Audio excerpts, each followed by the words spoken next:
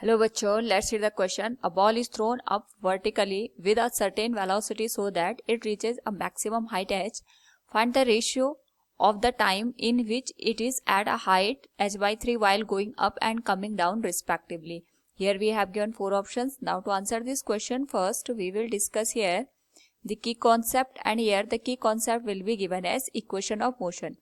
तो जब हमारे पास कोई भी ऑब्जेक्ट कांस्टेंट एक्सेलरेशन के साथ मूव करता है तो वेलोसिटी, टाइम, डिस्प्लेसमेंट, इनके बीच रिलेशन एस्टैब्लिश करने के लिए हम इक्वेशन ऑफ मोशन का यूज करते हैं. First equation of motion is v equals u plus minus at. Second equation is s equals ut plus minus half at square, and third equation is given as v square equals u square plus minus 2as. यहाँ पे हमारे पास जो s है displacement को indicate करता है, v final velocity को, u इनिशियल वेलोसिटी को, a एक्सेलरेशन और टाइम को हम t से इंडिकेट करते हैं. तो क्वेश्चन में हमारे पास हमने एक बॉल है जिसको इनिशियल वेलोसिटी u के साथ अपवर्ड डायरेक्शन में थ्रो किया है, और जब ये यहाँ पे अपनी मैक्सिमम हाइट का, सपोज मैक्सिमम हाइट हमारे पास यहाँ पे हम कंसिडर करते हैं h के बराबर है, उस केस में h/3 तक जब ये यहाँ पे हाइट को कवर करता है, वो जो टाइम है अपवर्ड जाने में, जब ये ऊपर की ओर यहाँ पे गया, उस केस में यहाँ पे h/3 की जो हाइट है उसको कवर करने में सपोज इसने t1 टाइम लिया, और जब ये मैक्सिमम हाइट तक पहुंच गया, मैक्सिमम हाइट हमने यहाँ पे h के बराबर कंसीडर की है, तो जब ये वापस रिटर्न होगा अगेन यहाँ पे ये सेम पॉइंट पे जाएगा, यानी अगेन इसकी जो पोजीशन होगी ग्राउंड से वो h/3 होगी. और यहाँ पे हम ये मान के चलते हैं कि जब हमने इसको अपवर्ड डायरेक्शन में फेंका, ये मैक्सिमम हाइट को रीच किया, और मैक्सिमम हाइट को रीच करने के बाद ये वापस आया. वापस आने में जब इसकी जो पोजीशन थी वो h/3 मीटर पे थी फ्रॉम द ग्राउंड, उस पर्टिकुलर केस में इसने जहां से हमने थ्रो किया वहां से अगेन h/3 होने में इसकी जो यहाँ पे टाइम टेकन है वो t2 के बराबर है. तो इन दोनों टाइम का हमें यहाँ पे रेशियो फाइंड आउट करना है. तो उसके लिए सबसे पहले हम जनरल इक्वेशन फाइंड आउट करेंगे टाइम की, और यहाँ पे हमें ये पता करना है कि सबसे पहले जो इनिशियल वेलोसिटी है ऑब्जेक्ट की वो कितनी है. तो इसके लिए हम यहाँ पे थर्ड इक्वेशन ऑफ मोशन का यूज करते हैं, और हमारे पास यहाँ पे जो थर्ड इक्वेशन ऑफ मोशन है that is given as v square equals u square minus 2gh के बराबर, क्योंकि हम अपवर्ड डायरेक्शन में यहाँ पे ऑब्जेक्ट को कंसिडर कर रहे हैं. जब ये मैक्सिमम हाइट पे होगा उस पर्टिकुलर केस में हमारे पास यहाँ पे जो v की वैल्यू होगी वो तो 0 के बराबर होगी, तो जो इनिशियल वेलोसिटी होगी that will be given as square root of 2gh. This will be given as equation number first. Now यहाँ पे हमें टाइम की वैल्यू कैलकुलेट करनी है, तो इसके लिए हम जो सेकंड इक्वेशन ऑफ मोशन है उसका यूज करेंगे, and second equation of motion is s equals ut plus minus half at square. तो हमारे पास जो सेकंड इक्वेशन ऑफ मोशन है उससे हम वैल्यू लिख सकते हैं s इक्वल्स ut, क्योंकि अपवर्ड डायरेक्शन हम यहाँ पे टाइम कैलकुलेट कर रहे हैं, so it will be given as minus half gt square, क्योंकि मोशन अपवर्ड डायरेक्शन में हो रहा है और एक्सीलरेशन डाउनवर्ड डायरेक्शन में यहाँ पे एक्ट कर रहे हैं. इस केस में हमारे पास जो s की वैल्यू होगी that will be given as h/3. हम h/3 पोजीशन पे यहाँ पे ऑब्जेक्ट का जो टाइम है उसकी एनालिसिस करेंगे. u की वैल्यू हमने कैलकुलेट किया that is square root of 2gh. h यहाँ पे मैक्सिमम हाइट को इंडिकेट कर रहा है, and it is given as t minus half g into T square. Now यहाँ से अगर हम बात करें जो इक्वेशन की, तो ये 1/2 है, इसको हम लेफ्ट हैंड साइड और राइट हैंड साइड दोनों साइड मल्टीप्लाई करेंगे, तो जो इक्वेशन बनेगी दैट विल बी गिवन है gt square minus 2 into square root of 2gh into t plus twice of h divided by 3 equals 0 के बराबर. नाउ ये एक अपने आप में क्वाड्रेटिक इक्वेशन बन गई. तो क्वाड्रेटिक इक्वेशन को हम इस तरीके से सॉल्व करते हैं by using Shridharacharya formula.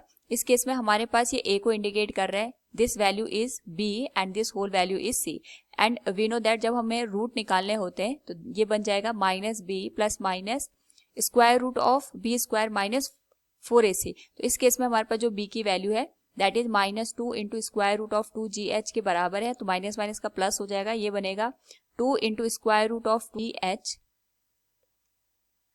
Plus minus square root of b square that will become 2 into square root of 2gh का स्क्वायर, तो ये बन जाएगा 4 इंटू, अगर हम यहाँ पे 2gh का विद स्क्वायर रूट स्क्वायर करेंगे तो स्क्वायर रूट से स्क्वायर हट जाएगा, that will become 8gh minus 4ac. तो हमारे पास जो वैल्यू बनेगी, ए की वैल्यू जी के बराबर है और सी की वैल्यू 2h डिवाइडेड बाई 3 के बराबर है। तो ये बन जाएगा 8gh divided by 3 and this whole value will be divided by 2a। A की वैल्यू हमारे पास यहाँ पे जी के बराबर हो जाएगी। नाउ अगर हम यहाँ पे जो टी की वैल्यू है उसके करस्पॉन्डिंग जो टाइम t1 और t2 है उसको कंसिडर करें। t1 और t2 बेसिकली इस इक्वेशन के रूट होंगे हमारे पास। तो जब हमने ऑब्जेक्ट को अपवर्ड डायरेक्शन में थ्रो किया और यहाँ पे मैक्सिमम हाइट को कवर करने के बाद नीचे की डायरेक्शन में आया, तो जब इसकी पोजीशन h/3 पे थी फ्रॉम द ग्राउंड, उस केस में यहाँ पे जब ये h/3 हाइट पे रहा होगा पहली बारी में, वहां का टाइम t1 है, और जब ये मैक्सिमम हाइट को रीच करके वापस आया उस पर्टिकुलर केस में इसने जो टाइम लिया वो t2 के बराबर है।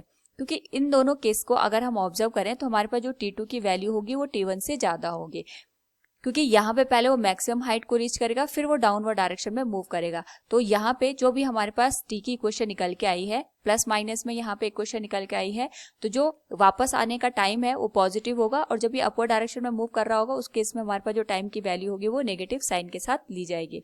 सो वी कैन से हियर हमारे पास जो t1 और t2 का रेशियो है, अगर हम इसको कंसिडर करें, it will be given as 2 into square root of 2gh minus sign हमने इसलिए लिया क्योंकि t1 की वैल्यू यहाँ पे लेस देन है, square root of 8gh minus 8gh divided by 3 and this whole value will be divided by 2 into square root of 2gh plus square root of 8gh minus 8gh divided by 3।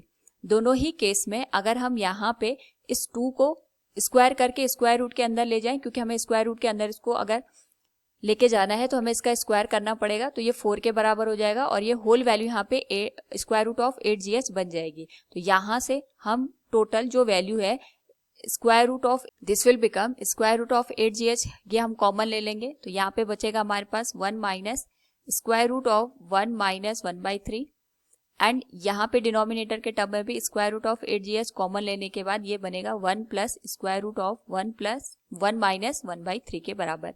Now यहाँ पे similar term तो cancel हो जाएंगे and it will become t1 by t2 equals square root of 1 minus 1/3, ये बन जाएगा हमारे पास 2/3 के बराबर। So it will become square root of 3 minus square root of 2 divided by, similar term यहाँ पे आ जाएगा square root of 3 plus square root of 2 के बराबर। This will be the ratio of time while going up and down respectively. So from the given question we can say here ratio of the time in which it is at a height h/3 while going up and coming down respectively, square root of 3 minus square root of 2 divided by square root of 3 plus square root of 2. Option B will be the right answer. Hope all you understood it. Thank you and best of luck.